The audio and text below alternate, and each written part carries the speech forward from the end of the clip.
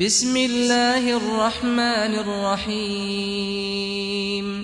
اب دعوت خطاب دیتا ہوں سرمایہ اہل حدیث، تحفہ خطابت، قائد ابن قائد، یادگار اسلاف، عظیم مذہبی سکالر جناب حضرت علامہ حشام الہی ظہیر صاحب کو کہ وہ آئیں اور اپنے خیالات سے ہمارے دلوں کو منور فرمائیں۔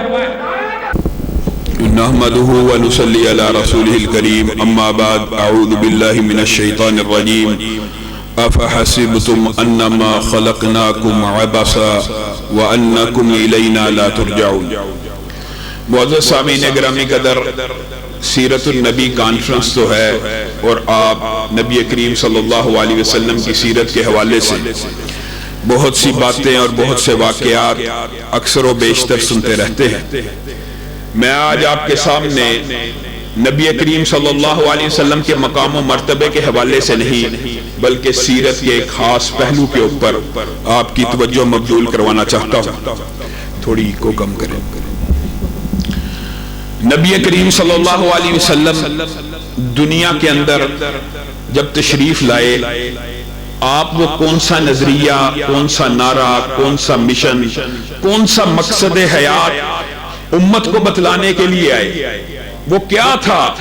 نبی کریم صلی اللہ علیہ وسلم کی سیرت کا جہاں پہ مقام کا تذکرہ کرنا بھی ثواب ہے، ان کی زلف کا تذکرہ کرنا بھی ثواب ہے، چہرے کا، سینے کا، ہر چیز ثواب ہے، مقام کا تذکرہ بھی ثواب ہے، لیکن اصل میں نبی کریم صلی اللہ علیہ وسلم جس لیے مبعوث ہوئے، آپ نے اور میں نے وہ مقصد سمجھنا ہے۔ افحسبتم انما خلقناکم عبثا، اللہ رب العزت کہتے ہیں کیا تم نے یہ گمان کیا ہے اللہ رب العزت نے تمہیں اور مجھے بلا سبب پیدا کیا ہے؟ کیا اللہ رب العزت نے یہ زمین و آسمان کی جو تخلیق کی ہے، الذی خلق الموت والحیات لیبلوکم ایکم احسن عملا، یہ جو موت و حیات کی پیدائش کی ہے، اللہ رب العزت نے کلام حمید میں دو عجیب مقامات ہیں۔ ہم تو بعض ساتھی کہتے ہیں کہ وجہ تخلیق کائنات نبی کریم صلی اللہ علیہ وسلم کی ذات ہے، اللہ تو اس سے بھی آگے کی بات کر رہا ہے، الذی خلق الموت والحیات لیبلوکم ایکم احسن عملا، اللہ نے تو موت اور حیات بھی پیدا کی کس کے لیے؟ تیرے اور میرے لیے، لیبلوکم ایکم احسن عملا، تاکہ دیکھے تم میں اور مجھ میں نیک عمل، اچھے عمل، احسن عمل کرنے والا کون ہے، اس کے بدلے میں اللہ رب العزت اس کو جنت میں داخل کر دے، اس کے اصل ٹھکانے میں داخل کر دے۔ ٹھکانہ اصل تیرا اور میرا جنت ہے۔ وجہ کیا ہے؟ وجہ بھی سن لیجئے، آدم پیدا ہوئے کوئی نیکی کی، کوئی عبادت کی، صرف پیدا ہوئے کہاں بھیج دیے گئے؟ جنت میں بھیج دیے گئے، یعنی آدم وارث ہے جنت کا، اولاد آدم وارث ہے جنت کی، لیکن اللہ رب العزت نے پھر موت و حیات کو اور 12ویں پارے کے شروع میں زمین و آسمان کی پیدائش کو یہی الفاظ کے ساتھ بیان کیا اور کہا وَقَانَ عَرْشُهُ عَلَى الْمَاءِ، اس کا عرش پانی پہ تھا، اور پھر کیا کہا لِيَبْلُوَكُمْ أَيُّكُمْ أَحْسَنُ عَمَلًا، تاکہ دیکھے تم میں سے احسن عمل کرنے والا کون ہے۔ ہم میں سے بعض لوگ یہ سمجھتے ہیں اللہ رب العزت نے ہمیں اور تمہیں بلا سبب پیدا کیا ہے، یا بعض سمجھتے ہیں اللہ نے عذاب دینے کے لیے پیدا کیا ہے، آگ میں ڈالنے کے لیے پیدا کیا ہے۔ یہ بات قرآن پاک میں ثابت ہے کہ بہت سے جن و انس اللہ رب العزت نے آگ کے لیے پیدا کیے ہیں، لیکن انسان کی تخلیق کا مقصد آگ میں ڈالنا نہیں ہے، بلکہ تخلیق کا مقصد جو کلام حمید سے سمجھ آتا ہے وہ کیا ہے؟ لیبلوکم ایکم احسن عملا، تم میں سے اچھے عمل کون کرتا ہے، اس کے بدلے میں اسے جنت میں داخل کر دوں گا۔ وما خلقت الجن والانس الا لیعبدون، اللہ نے جن و انس کو پیدا کیا، کس کے لیے پیدا کیا؟ اپنی عبادت کے لیے۔ اور عبادت کا جو سب سے افضل فعل، جو سب سے اہم عبادت ہے، آج کہنے والا بھی اور سب سننے والے، اللہ کی قسم بڑی ڈرنے کی بات ہے اور بڑی غور و فکر کرنے کی بات ہے۔ بعض لوگ یہ سمجھتے ہیں یہ مولوی بڑا متعصب ہوتا ہے، مولوی بڑا سخت فتویٰ لگاتا ہے، مولوی بڑا ڈراتا ہے۔ اپنے دماغوں کو کھولو، ایک کلیہ یاد کرو، کیا حکم ہے نماز کے بارے میں؟ عبادت کا سب سے پہلا فعل، جیسے بھائی بیان کر رہے تھے، عبادت کے اندر سب سے پہلا رکن، سب سے اہم رکن جس کو ادا کرنے سے اللہ کی عبادت پوری ہوتی ہے، تخلیق کا مقصد پورا ہوتا ہے، وہ کیا ہے؟ نماز۔ کتنی عمر میں حکم ہے؟ 7 سال، 10 سال میں مار کا حکم، بالغ ہونے کے اوپر نماز چھوڑ دینا۔ پھر کہتے ہیں مولوی سخت فتوے دیتے ہیں، نبی کریم صلی اللہ علیہ وسلم کی حدیث اور اللہ رب العزت کا قول اس بات کے اوپر دلالت ہے، میں نہیں کہہ رہا، اللہ کہہ رہا ہے کلام حمید میں، اگر توبہ کریں اور نماز کو قائم کریں تو پھر تمہارے دینی بھائی۔ کیا مطلب؟ اگر نماز چھوڑیں تو دینی بھائی نہیں ہے۔ نماز چھوڑ دینے والا، نبی کریم کہہ رہے ہیں کفر میں اور اسلام میں حد فاصل فرق کرنے والی چیز اگر کوئی ہے تو کیا ہے؟ نماز۔ آج کہنے والے کو بھی سوچنے کی ضرورت ہے اور سب سننے والوں کو، اگر ہم نماز ہی نہیں پڑھتے اور کہتے ہیں مسلمان ہیں، یہ نام کا مسلمان ہے، یہ عملی طور پہ اللہ رب العزت کی عبادت کو بجا نہیں لایا، اس نے اللہ رب العزت کے رب ہونے کا انکار کیا کیونکہ اعمال سے ظاہر نہیں کیا۔ اللہ نے جس وجہ سے پیدا کیا، جس مقصد کے لیے تخلیق کی، وہی کام کر نہیں رہا، وہ کام کر نہیں رہا، اور کہ میں مسلمان ہوں، میں اللہ پہ یقین رکھتا ہوں، کیا وہ اسلام میں؟ یاد رکھنا، نماز چھوڑ دینے کے حوالے سے اپنی بات نہیں، نبی کریم اللہ نے کہا اگر نماز قائم کریں گے پھر تمہارے دینی بھائی ہیں۔ نبی کریم نے کہا کفر اور اسلام میں فرق کرنے والی چیز نماز ہے۔ اور حضرت ابو بکر نے جب منکرین زکات کے خلاف تلوار کو اٹھایا تھا، تلوار کو کیا کہہ کے اٹھایا تھا کہ تم سمجھتے ہو کہ نماز میں اور زکات میں کوئی فرق کرے گا، اور ابو بکر اس کو مرتد نہیں سمجھے گا۔ نماز کو چھوڑ دینا اسلام سے منہ موڑ لینے کے برابر ہے، نماز کو چھوڑ دینا اسلام سے ارتداد کے مترادف ہے، نماز کو بھول جانا اسلام کو بھول جانے کے مترادف ہے۔ جو بندہ نام کا مسلمان ہو، نام کا، اور اگر خدا نہ خواستہ اسی حالت میں دنیا سے چلا گیا، اللہ رب العزت کیا کہتا ہے؟ فی جناتی یتساءلون عن المجرمین، جنت میں جب جنتی چلے جائیں گے مجرموں سے پوچھیں گے ما سلککم فی سقر، ما سلککم فی سقر، تم سقر میں کیسے آئے، تم جہنم کی گھاٹی میں کیسے پہنچے؟ اور سقر کا پتہ نہ، سوسلیہ سقر لا تبکی ولا تذر لواحۃ للبشر، سقر ایک ایسی گھاٹی ہے جو زندہ بھی نہیں چھوڑے گی اور موت بھی نہیں آنے دے گی، جسموں کو جھلسا دے گی، جلدوں کو جھلسا دے گی، کلما نضجت جلودہم بدلناہم جلودا غیرہا، جب بھی ایک سکن کا حصہ جلے گا، جلد جلے گی، اللہ نئی جلد دے دے گا۔ ما سلککم فی سقر، یہ وہ لوگ ہیں جو 5 کی 5 نہیں تھے پڑھتے۔ ما سلککم فی سقر قالوا لم نک من المصلین، ہم تو ایک نماز بھی نہیں تھے پڑھتے، ہمیں اس لیے سقر میں ڈالا گیا۔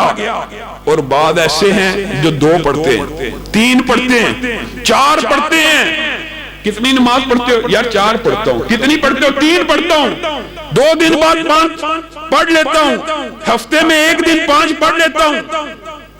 اللہ رب العزت ایسے لوگوں کے بارے میں کیا کہہ رہے ہیں؟ فَسَوْفَ يَلْقَوْنَ غَيًّا، ایسے بندوں کو سقر میں نہیں ڈالا جائے گا، لیکن جہنم کی ایک اور گھاٹی غی میں ڈالا جائے گا۔ اور غی گھاٹی کی اگر آپ تفسیر پڑھیں آپ حیران و ششدر رہ جائیں گے۔ جہنمیوں میں جو ظالم لوگ ہوں گے ان کے پیپ، ان کے خون، ان کی گندگی سے یہ وادی بری ہو۔ یہ ان لوگوں کے لیے جو 2 پڑھتے ہیں، 2 پڑھنے والے کا بھی انجام اچھا نہیں ہے۔ بات آپ کو سخت لگے گی لیکن بات سیدھی اور سچی کہہ دینی چاہیے۔ یہ کیا فلسفہ ہے؟ کم از کم اپنے آپ کو گناہگار تو تسلیم کرو، کم از کم یہ عقیدہ تو رکھو 5 پڑھوں گا تو اللہ کی بارگاہ میں حاضری لگے گی۔ تو 2 کے اوپر مطمئن ہے, تو 3 کے اوپر مطمئن ہے. زندگی میں انقلاب کیسے آئے گا, زندگی کیسے بدلے گی, زندگی اللہ کی عبادت میں کیسے آئے گی, جب تیرا عقیدہ پہلے یہ پکا ہوگا کہ 5 میں سے 1 بھی چھوڑ دی, رجسٹر میں انٹری نہیں ڈلے گی. 5 میں سے 1 بھی چھوڑ دی, حالت اسلام میں نہیں اٹھوں گا. یہ عقیدہ یاد رکھ لیجئے, بات سخت نہیں ہے, یہ اسلام کا فلسفہ ہے, یہ دین کا کلیہ ہے. نبی کریم صلی اللہ علیہ وسلم نے لوگوں نماز کس حالت میں چھوڑی, جنگ میں چھوڑ دی, بیماری میں چھوڑ دی, کس حالت میں نبی کریم نے نماز چھوڑی. سیرت کا یہ باب آج زندگی سے محو ہے, حالت جنگ ہے, کفار سامنے تلواریں لے کے کھڑا ہے, خوف ہے جان کا. جان ایک ایسی چیز ہے اسلام کے اندر جو اسلام کے سارے اصولوں کو ساقط کر دیتا. جان بچانی ہو حرام بھی حلال ہو جاتا ہے, لیکن حالت جنگ میں جان بچانے کے وقت میں اللہ رب العزت نے کس نماز کا حکم دیا؟ صلاۃ خوف. 4 نہیں پڑھ سکتے, 1 رکعت پڑھو. پڑھنی بھی کہاں پہ ہے؟ جماعت کے ساتھ پڑھنی. یہ عقیدہ بھی عجیب ہے. مرد اور عورت کے اندر بنیادی فرق کیا ہے؟ ہمارے یہاں افسوس کی بات یہ ہے, مرد بھی گھروں میں نمازیں پڑھے, کیا عورتیں ہو؟ گھروں میں نمازیں تو عورتوں کے لیے ہیں. مرد کی نماز برکعوا مع الراکعین ہے. اللہ کہہ رہا ہے, میں کہہ رہا ہوں, اللہ کہہ رہا ہے رکوع کرنے والوں کے ساتھ رکوع کرو. کیا مطلب؟ اور جماعت کے ساتھ آ کے نماز پڑھو. اللہ رب العزت نے کئی حکم نہیں دیا, 700 سے اوپر مقامات میں نماز کا حکم کلام حمید میں موجود ہے. کہیں ایک جگہ کہ اکیلے پڑھ لو. 11 آیات ایسی ہیں. یہ باب تفصیل کا ہے جو اس بات کے اوپر دلالت کرتی ہیں کہ حکم ہی اللہ رب العزت نے مرد کے لیے بعد جماعت نماز کر دی. عبداللہ ابن مکتوم کا مشہور واقعہ آپ بھائیوں نے سنا ہوگا. نبینا ہوں, نبی کریم نبینا ہوں, بوڑھا ہوں, کوئی رہنما نہیں جو لے کے آئے. رستہ خراب ہے, رستے میں درندے ہیں, کانٹے ہیں, پتھر ہیں, خطرہ ہے, ٹھوکر لگے گی, گر جاؤں گا. آقا گھر میں نماز پڑھنے کی اجازت دے دیجئے. اتنے عذر ہمارے میں سے کس کے پاس ہے کہ بندہ نبینا بھی ہو, بیمار بھی ہو, بوڑھا بھی ہو, رستہ خطرناک بھی ہو, درندوں کا خطرہ ہو, سام بچھوؤں کا خطرہ ہو, کانٹے رستے میں ہو. نبی کریم صلی اللہ علیہ وسلم پوچھتے ہیں اذان کی آواز کان سے ٹکراتی ہے؟ آقا اذان کی آواز تو ٹکراتی ہے, پس تجھے مسجد میں آنا ہوگا. اگر کان سے اذان کی آواز ٹکراتی ہے تیری نماز گھر میں نہیں ہو سکتی. اس سے زیادہ ادھر ایک ہی حدیث زندگی بدل سکتی ہے. اور نماز باجماعت کے دلائل متعدد. پہلی بات جو پڑھتا ہی نہیں اس کے لیے سکر ہے, دوسری بات جو 2-3 پڑھتا ہے اس کے لیے غی ہے, تیسری سب سے خطرناک بات جو 5 پڑھتا ہے. 5 پڑھتا ہے, میرے اور آپ کے لیے سوچنے کا مقام یہ ہے, 5 پوری پڑھتا ہے. ویل للمصلین, ویل للمصلین, ان کے لیے بھی جہنم میں ایک وادی ویل ہے. وجہ کیا ہے؟ یہ 5 پڑھتا ہے لیکن غفلت سے پڑھتا ہے, سستی سے پڑھتا ہے. جب مسجد میں آتا ہے ذہن میں نیت ہوتی ہے فلاں دیکھے گا. جب نماز کے لیے کھڑا ہوتا ہے اللہ کے سامنے کھڑے ہونے کا احساس ہی پیدا نہیں ہوتا. نماز میں کھڑا ہے, غفلت میں دل ہے, ڈوبا ہوا دل ہے, دنیا کے کاموں میں مستغرق دل ہے. لوگوں سچے دل سے بتانا, سچے دل سے. صبح تم میں سے کسی کو پاکستان کے وزیر اعظم کا لیٹر آئے, حکم آئے, میرے سے ملاقات ہے, صبح 6 بجے پہنچ جاؤ. ساری رات سو سکو گے؟ سو نہیں سکو گے. آرمی چیف کا خط آ جائے, صبح 9 بجے میری بارگاہ میں حاضری ہے, میرے GHQ ہیڈ کوارٹر میں آنا ہے. اللہ کی قسم بہت سے ایسے ہوں گے جو ساری رات خوشی میں سو ہی نہیں سکیں گے, تیاری کریں گے, عمدہ لباس پہنیں گے, سج دھج کے. دنیا کے ایک مخلوق, ایک تیرے اور میرے انسان, تیرے اور میرے جیسے انسان کے دربار میں پیش ہونا ہے, تیاری پوری ہے, الرٹ ہے, ذہن بھی الرٹ ہے, الفاظ بھی رات کو بیٹھ کے سوچ رہا ہے, کہ میں نے اس کو کیا کہنا ہے، میں نے اس کو کیا کہوں گا، میں اس سے یہ بات کروں گا۔ اور وہ رب جس نے 7 آسمان 7 زمینیں بنائی، جو اتنا بڑا رب ہے، اپنے بارے میں کہتا ہے زمین کے اوپر کوئی پتا، ارب پتے ہیں، ارب ایک پتا ایسا نہیں گرتا جو اللہ رب العزت کو معلوم نہ ہو کس پہر گرا ہے اور کس جگہ پہ گرا ہے۔ اس رب کے سامنے پیش ہونا ہے اور کوئی تیاری نہیں۔ تجھے اور مجھے رات کو نیند کیسے آتی ہے کہ فجر کی نماز میں اللہ کی بارگاہ میں پیش ہونا ہے؟ تو اور میں سو کیسے جاتے؟ سوتے ہی کیوں ہیں؟ ہمیں نیند ہی کیوں آتی ہے؟ نیند کی وجہ سے اللہ کی بارگاہ سے محروم رہ گئے۔ آج دنیا کا کوئی بادشاہ انعام دینا، انعام کا صرف اعلان کر دے، صرف اعلان کہ جو صبح 6 بجے میرے پاس آئے گا میں اس کو گاڑی دوں گا، میں اس کو بنگلہ دوں گا۔ تمہیں اور مجھے یقین آ جائے گا ہم 6 بجے اس کے گھر کے باہر پہنچے ہوں گے، انعامی سکیم سے بنگلہ نکل آیا ہے، انعامی سکیم سے گاڑی نکل آئی ہے، وزیر اعظم کا وعدہ ہے 6 بجے میرے گھر کے باہر آؤ، گاڑی لے جاؤ، بنگلہ لے جاؤ۔ اور وہ رب جس نے دنیا کی ساری دولت کو پیدا کیا، اصل دولت اس کی ہے، سونا اسی کا، پیدا اسی نے کیا، چاندی اسی کی، ہیرے جواہرات ہر چیز اسی کی، وَلِلَّهِ مِيرَاثُ السَّمَاوَاتِ، اللہ ہی کی ہے، ہر چیز اللہ ہی کی ہے۔ زمین و آسمان میں جو کچھ بھی پیدا ہوا وہ کہ دنیا جہان کے سارے خزانوں سے بہتر فجر کی 2 رکھتے ہیں، تجھے اور مجھے یقین نہ آئے۔ ہم سوتے ہی کیوں ہیں؟ فجر کی نماز کئی ایسے بھائی ہیں عرصہ گزر جائے گا مسجد میں حاضر نہیں ہوئے۔ ہم مسلمان ہیں۔ افحسبتم انما خلقناکم عبثا، کیا تم نے یہ گمان کیا اللہ نے بے سبب پیدا کیا؟ اللہ کہتا ہے اگر میں نے اس دنیا کو کھیل کود کے لیے بنانا ہوتا میں اس سے بہت بڑا کوئی کھیل کود چنتا جو میری شان شان ہوتا۔ صرف چند آیتوں کے اوپر غور کیجئے، جہاں پہ ڈرانے والی آیات ہیں وہاں اللہ رب العزت نے آپ کے اور میرے اعمال کی ریکارڈنگ کا بڑا خوبصورت اور عمدہ نظام تیار کیا ہے۔ ما یلفظ من قول الا لدیہ رقیب عتید، انسان حلق سے کوئی آواز ایسی نہیں نکالتا، ریکارڈ کرنے والے فرشتے ریکارڈ کر لیتے ہیں۔ لوگوں فرشتے اتنی عظیم مخلوق تیری اور میری ریکارڈنگ جو اسفل سافلین بھی ہے، اگرچہ احسن بہترین اشرف المخلوقات بھی ہے، لیکن ریکارڈنگ تو فرشتے اس کی بھی کرتے ہیں جو بدترین ہوتا ہے۔ افضل ترین مخلوق ہمارے جیسی مخلوق کی ریکارڈنگ کاری، اگرچہ انسان شرف اور جنس کے لحاظ سے سب سے افضل ہے، لیکن دیکھو فرشتے تو گناہ کرتے ہی نہیں، انسان کی ریکارڈنگ کے اوپر لگے ہوئے۔ کس لیے؟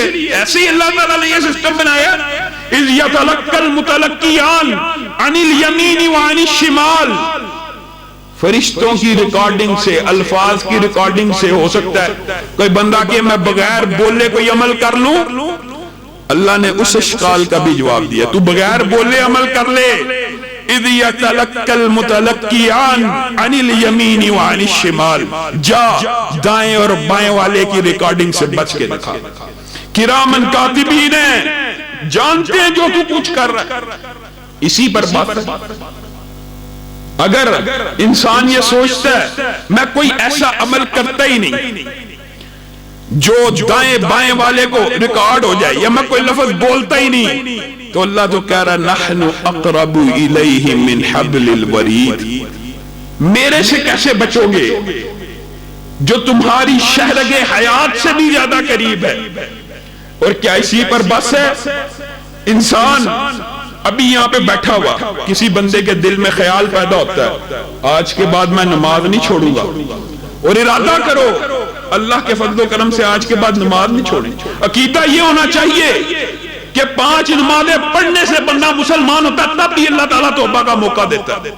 یہ نہیں ہوتا جب انسان گناہ کو گناہ سمجھے بغیر گناہ کرتا ہے نا تب اللہ تعالیٰ توبہ کی بھی توفیق نہیں دیتا. گناہ کو گناہ سمجھ کے کرنا یہ نہیں نعوذ باللہ کہ کرو, لیکن کم از کم گناہ کو گناہ ضرور سمجھو.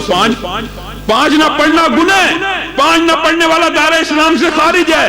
جب یہ عقیدہ بناؤ گے تب بھی اصلاح ہوگی. آج دل میں نیت پیدا ہوئی ہے کل سے نماز نہیں چھوڑوں گا. اللہ کی قسم تمہارا رب اتنا مہربان ہے. وَنَعْلَمُ مَا تُوَسْوِسُ بِهِ نَفْسُ, اللہ وہ ہے جو دلوں کے اندر اٹھنے والے نیکیوں کے خیالات کو بھی ریکارڈ کر لیتا ہے. ابھی نیکی کا خیال آیا, اللہ رب العزت نے وہ بھی ریکارڈ کر لینا. یہ اللہ کی ریکارڈنگ اتنی عظیم ہے, اتنی عظیم ہے کہ مجرم لوگ, برے لوگ کل قیامت کے دن اس ریکارڈنگ کو دیکھ کر, ایسی عمدہ حفاظت کو دیکھ کر, اچھا 14 سال 1 دن کی یہ ریکارڈنگ, 2 دن کی یہ ریکارڈنگ, 1 منٹ 1 گھنٹہ ریکارڈ, مالی حاضر کتاب, مالی حاضر کتاب. اللہ یہ کیسی ریکارڈنگ ہے, نہ اس نے کوئی چھوٹی چیز چھوڑی ہے نہ کوئی بڑی چیز چھوڑی. اللہ جواب میں کیا کہے گا؟ اقرأ کتابک, اقرأ کتابک کفا بنفسک اليوم علیک حسیبا. اے میرے بندے تو نے مجھ سے حساب کتاب کیا لینا ہے؟ اقرأ کتابک, اپنی ریکارڈنگ خود پڑھ لے, خود دیکھ لے تو دنیا میں کیا کرتا رہا.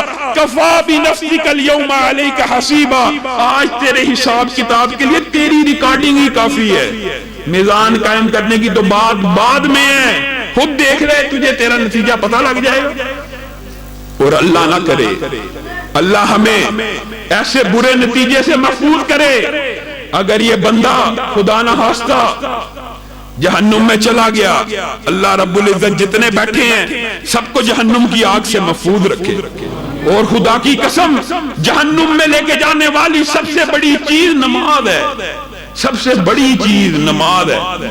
اس کو پکا کرو. خدا نہ خواستہ بندہ اس دن ادھر چلا گیا, خزانۃ جہنم کو کیا کہے گا؟ ادعوا ربکم یخفف عنا یوما من العذاب, ادعوا ربکم یخفف عنا یوما من العذاب. اللہ اتنا پے در پہ عذاب ہے, اتنی تیز آگ ہے, جلد جلتی ہے پھر بن جاتی ہے, پھر جلتی ہے پھر بن جاتی ہے. فرشتے لوہے کے ہتھوڑے مار رہے ہیں, پینے کے لیے پیپ ہے, پینے کے لیے پانی نہیں ہے, کھانے کے لیے تھور ہے, کھانے کے لیے زقوم ہے, عجیب و غریب طعام ہے. ابھی منہ کے قریب لے کے جاتے ہیں, اوپر والا ہونٹ اوپر چلا جاتا ہے, نیچے والا ہونٹ زمین پہ چلا جاتا ہے. ادعوا ربکم یخفف عنا یوما من العذاب. اے جہنم کے فرشتوں, اللہ سے کہو 1 دن کے لیے عذاب کی چھٹی دے دے, صرف 1 دن کے لیے. جہنمی عذاب سے اتنا تنگ آ جائیں گے, کیا کہیں گے؟ اللہ سے کہو 1 دن کی چھٹی دے دے, صرف 1 دن. اور وہ جو جہنم کے دروگے ہوں گے اللہ سے کنسلٹ کریں گے, پتہ نہیں کتنا عرصہ پکارتے رہیں گے, کتنے عرصے بعد جواب آئے گا. تمہارے پاس رسول آئے تھے, تمہیں یہ بات بتلائی تھی, دنیا میں کسی عالم کی بات کتاب میں کوئی بات کان میں پڑی تھی. 1 دن آنے والا ہے, اللہ نے دنیا بلا سبب نہیں بنائی. 1 دن آنے والا ہے, حساب کتاب ہاں پڑی تھی تو پھر جب تم نے سن لیا تھا, جب تمہیں پتا تھا, تم خود فیل ہوئے ہو, تم تو خود فیل ہوئے ہو, اب کیوں پکار رہے ہو؟ وما دعاء الکافرین الا فی ضلال. اور کافروں کی پکار اس دن کوئی نہیں سنے گا, انکار کرنے والوں کی پکار کوئی نہیں سنے گا. تنگ آ جائیں گے جہنم کے دروگوں کو پکار کے. تو جہنم کا جو حاضن دروگا ہوگا نا, حاضن دروگا مطلب جو جہنم کے فرشتوں کا سردار ہے, اس کا نام مالک. یہاں پہ قرآن پاک میں اس کا ذکر ہے, مالک اللہ رب العزت کو بھی کہتے ہیں, لیکن یہاں پہ مالک وہ جہنم کا دروگا ہے, اس کو کیا کہیں گے؟ یا مالک, یا مالک لیقضی علینا ربک. اپنے رب سے کہیے 1 دن کی چھٹی نہیں ملتی, عذاب پہم اور مسلسل ہے. لیقضی علینا ربک, رب کو کہہ 1 ہی مرتبہ جتنا عذاب دینا دے کے جان چھوڑ دے, موت دے دے, موت دے دے. जहन्नमी पुकार उठेंगे शिद्दत की वजह से। अल्लाह से कहो मौत ही दे दे मालिक को, या मालिक लियक़ज़ी अलैना रब्बुक। मालिक पता नहीं कितना अरसा जवाब नहीं देगा, और एक अरसे के बाद जवाब देगा तो क्या देगा? इन्नकुम माकिसून, तुम्हारे रब ने फैसला सुनाया है कि तुम हमेशा जिंदा रहोगे। जहन्नमी आहो बुका करेंगे, पुकारेंगे, चीखेंगे। जहन्नुम के दरोगों ने बात नहीं सुनी, मालिक ने बात नहीं सुनी, सीधा अल्लाह को पुकारना शुरू कर देंगे, रब्बाना रब्बाना अखरिजना मिन्हा फ़इन उदना फ़इन्ना ज़ालिमून। ऐ हमारे रब, एक मर्तबा इस दर्दनाक अज़ाब से हमें निकाल दे, एक मर्तबा निकाल दे। और कहेंगे क्या लोगों, सोचने की बात ये, कितनी दिन की जिंदगी है? 60 बरस, 70 बरस, 80 बरस, दौरे हाजिर में 100 बरस बहुत बड़ी उम्र समझी जाती है। 100 बरस, उस दिन क्या कहेंगे? अखरिजना मिन्हा फ़इन उदना फ़इन्ना ज़ालिमून। अल्लाह एक मर्तबा दुनिया में भेज, 1 लाख नहीं 10 लाख बरस की जिंदगी दे दे, एक लम्हा भी सजदे से सर उठा गए तो हमें दोबारा जहन्नुम में डाल देना। आज 100 बरस की जिंदगी के अंदर सिर्फ 5 वक्त की हाजिरी, सिर्फ 5 वक्त की हाजिरी, 1 घंटा पूरे दिन में 1.25 घंटा या 1.5 घंटा लगा लो, 24 घंटे के अंदर इस 100 बरस की जिंदगी में अल्लाह रब्बुल इज्जत ने तुमसे और मुझसे सिर्फ 1.5 घंटे का तकाजा किया है। मस्जिद में आओ, क्या हो जाता है? जिस रब ने हड्डियां दी हैं, जिस्म दिया, मालिक है, हम नौकर है, गुलाम है, उसके सामने 1.5 घंटा पूरे दिन में खड़े नहीं हो सकते। और दुनिया की जिंदगी ऐसी है, सुबह से शाम तक दुनिया के पीछे भाग रहे हैं, सारा दिन दुनिया के पीछे। और दुनिया इतनी हकीर है अल्लाह की नजर में। अल्लाह की नजर में नबी करीम सल्लल्लाहु अलैहि वसल्लम ने फरमाया, अगर दुनिया की हैसियत अल्लाह की नजर में मच्छर के पर के बराबर भी हो तो अल्लाह दुनिया में किसी काफर को पानी का घूंट भी ना। मुर्दा बकरी पड़ी हुई थी, नबी करीम सल्लल्लाहु अलैहि वसल्लम ने कहा, कौन है जो मुर्दा बकरी मुझसे खरीदेगा 1 दिरहम में? साहबा ने कहा, इसकी तो खाल भी किसी काम नहीं आनी, कोई बेवकूफ होगा जो 1 दिरहम में खरीदेगा। नबी करीम मुस्कुराने लगे, कहा, अल्लाह की कसम, अल्लाह की नजर में इस दुनिया की हैसियत इस मुर्दा बकरी के बराबर भी नहीं। और हम और आप हैं सारी जिंदगी दुनिया के पीछे, सारी जिंदगी दुनिया के पीछे। और सूरत कहफ में अल्लाह रब्बुल इज्जत ने आखिरी रुकू में इसी बात को इरशाद फरमाया है,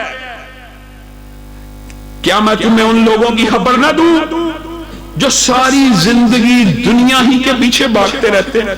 वहुम यहसबूना अन्नहुम युहसिनूना सुना। और वो बीवी बच्चे का पेट पालकर, अपने आइज़ा उकारब का पेट पालकर ये समझते हैं हमने जिंदगी बड़ी अच्छी गुजार दी। गुजारनी चाहिए, बीवी बच्चों का हक है, लेकिन ये उन लोगों के बारे में है जो जिंदगी के अंदर 1 दिन में 1.5 या 1 घंटा 5 वक्त मस्जिद में नहीं आते। उनकी सारी जिंदगी इस आयत के अंदर अल्लाह रब्बुल इज्जत ने कैद की है, वहुम यहसबूना अन्नहुम युहसिनूना सुना। दुनिया के कामों में लगे हुए और समझते हैं यही काम है असल में। अल्लाह रब्बुल इज्जत ने इन लोगों के बारे में कहा, यही असल में मेरा इनकार करने वाले हैं। फला नुकीमु लहुम यौमल क़ियामति वज़ना। क़यामत के दिन मैं इनका मिजान भी कायम नहीं करूंगा, इनका मिजान भी कायम नहीं होगा। क्या मतलब? अगर आप और मैं आज ये अकीदा रख लें कि हमने सिर्फ दुनिया गुजारनी है, सच्ची बात बताएं, कहने वाला भी और सब सुनने वाले, ये हम खसारे और घाटे का सौदा कर रहे हैं। दुनिया के लिए 8 घंटे मिनिमम जॉब है, मिनिमम सरकारी नौयत की जो जॉब है आलम में, दुनिया आलम में पूरी, क्या 8 घंटे कम से कम दुनिया के लिए देने हैं। ये तयशुदा एक पुलिया बन गया हुआ है। किसी भी ऑफिस की ड्यूटी 8 घंटे है, दुकानों की ड्यूटी 12-12 घंटे है। जनरल स्टोर खोल लो, बेचारा सुबह से लेकर रात तक निकल ही नहीं सकता। سارا وقت دنیا کے پیچھے گزار دیا، اللہ کے سامنے کیا کھڑے ہوئے؟ جس رب نے پیدا عبادت کے لیے کیا اور ڈیمانڈ صرف دن میں 1 گھنٹہ کی، اور خوشخبری یہ سنائی جو 1 گھنٹہ میری عبادت کرے گا، جو صرف 5 وقت مسجد میں آ جائے گا، پورے 24 گھنٹے کی عبادت لکھ دوں، پورے 24 گھنٹے، صرف 5 وقت آؤ پورے دن کی عبادت لکھی جاتی ہے۔ عشاء پڑھی، فجر تک کا قیام، فجر پڑھی، ساری رات کا قیام، ساری رات کا قیام مقدر میں۔ اور کتنی بڑی خوش نصیبی کی بات ہے، یہ ایک الگ باب ہے، جب بندہ گھر سے مسجد کی نیت سے نکلتا ہے، صرف وضو کرتا ہے، مسجد کی نیت سے نکلتا ہے، تو اللہ رب العزت نے نبی کریم کے ذریعے آپ کو اور مجھے خوشخبریاں بھی سنائی ہیں۔ کیا؟ جس وقت گھر سے نکل رہا ہے اس کا سٹیٹس ایک عام انسان تھا، ایک نارمل انسان تھا، ابھی وضو کیا، بسم اللہ پڑھی، وضو کیا، ساتھ ہی سٹیٹس کیا بدلا؟ کتنے پیسے لگاتے ہو کبھی عمرے کے لیے جانا ہو، حج کے لیے جانا ہو، کتنا خرچہ ہوتا ہے، کتنے پاپڑ بیلنے پڑتے ہیں، کتنی تگو دو کرنی پڑتی ہے، لمبا سفر، ویزا، ٹکٹ، ہوٹل کا سٹے۔ نبی کریم صلی اللہ علیہ وسلم کہتے ہیں جو بندہ اپنے گھر سے وضو کر کے نکلتا ہے اس کا سٹیٹس اس طرح بدلتا ہے گویا وہ احرام پہنا ہوا حاجی۔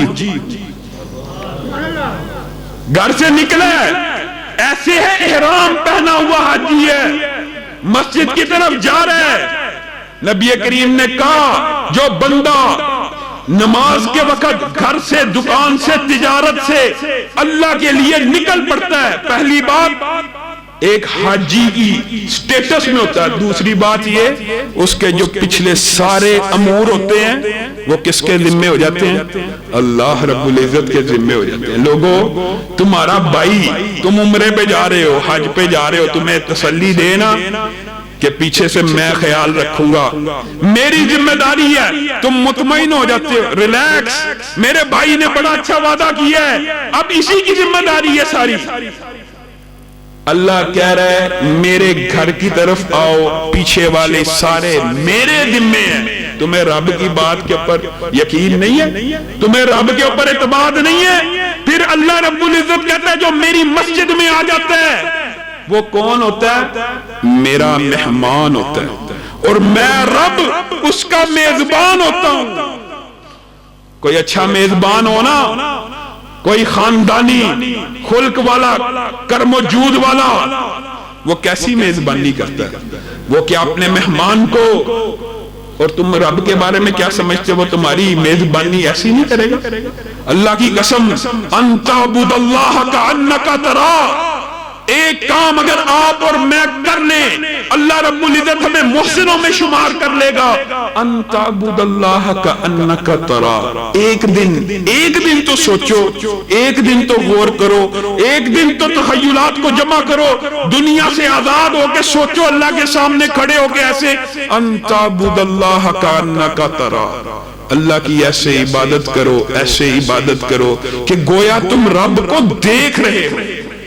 اور اگر ایسا نہیں کر سکتے فَإِن لَمْ تَكُنْ تَرَاكَ فَإِنَّهُ يَرَاكَ، کم از کم ایسا تو سوچا کرو کہ تمہارا رب تمہیں دیکھ رہا ہے۔ جب انسان اس کیفیت کے اندر مسجد میں آتا ہے کہ میرا، اگر یہ کیفیت پیدا نہیں ہوتی کہ میں رب کو دیکھ رہا ہوں، تو یہ کیفیت پیدا کرے کہ میرا رب مجھے دیکھ رہا ہے، پھر زندگی کے اندر دنیا بھی اچھی ہوتی ہے، آخرت بھی اچھے ہوتے ہیں، دنیا کے تمام معاملات بھی اللہ رب العزت اپنے ذمہ لے لیتے ہیں۔ سبحان ربک رب العزت عما یصفون وسلام علی المرسلین والحمد للہ رب العالمین۔